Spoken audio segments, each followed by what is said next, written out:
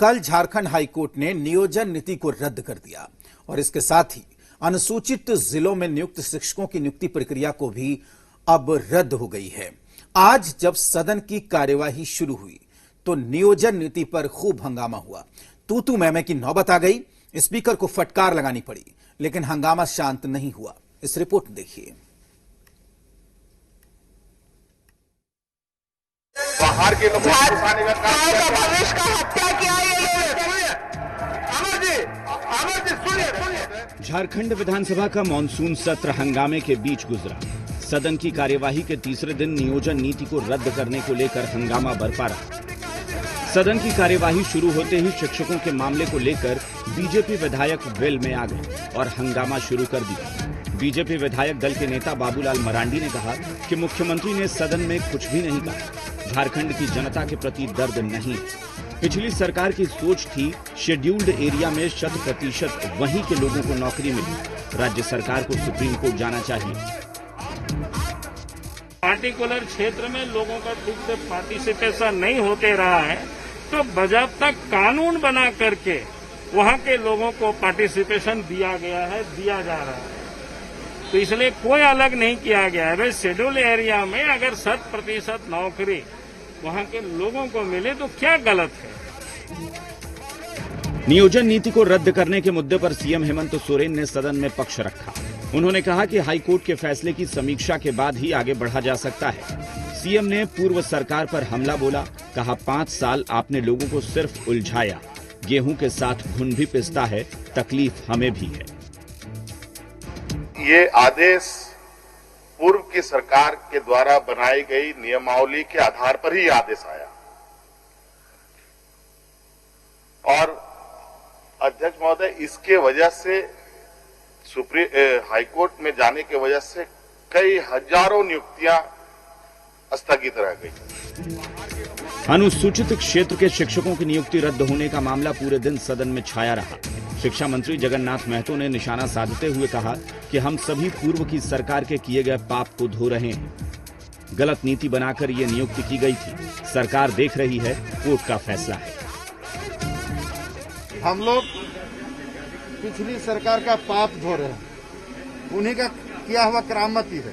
आज लोगों पर नुकसान पहुंचाए जो हमारे आज जो फैसला आया, यदि सही ढंग से किया रहता तो आज ये फैसला नहीं आता। वहीं कांग्रेस और जेएमएम ने भी नियोजन नीति के नियमावली का हवाला देते हुए तत्कालीन रघुवर सरकार पर हमला बोला।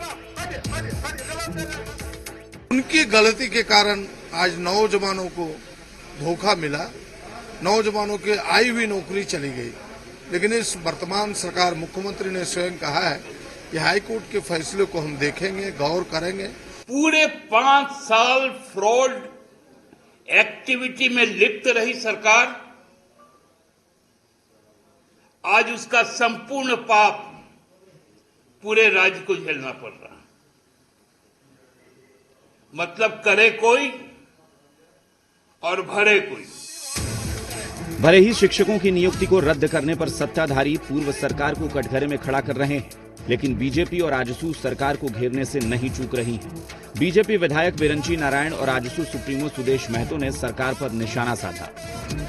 सुदेश महतो ने कहा कि नियोजित शिक्षकों की नौकरी जाना बेहद दुर्भाग्यपूर्ण है। हालांकि ये कोर्ट का फैसला है, लेकिन हम सरकार से उम्मीद कर रहे थे कि सरकार अगर अपना पक्ष मजबूती से रखती तो ये नतीजा नहीं आता। वहीं बीजेपी प्रवक्ता प्रतुल शाहदेव ने कहा कि राज्य सरकार का दोहरा चरित्र सामने आ गया है। 1985 की नियोजन नीति को जब सरकार उच्च न्यायालय में डिफेंड नहीं कर पाई, तो 1932 के खतियान की बड़ी बड़ी बात करने वाले कहां से डिफेंड कर पाएंगे।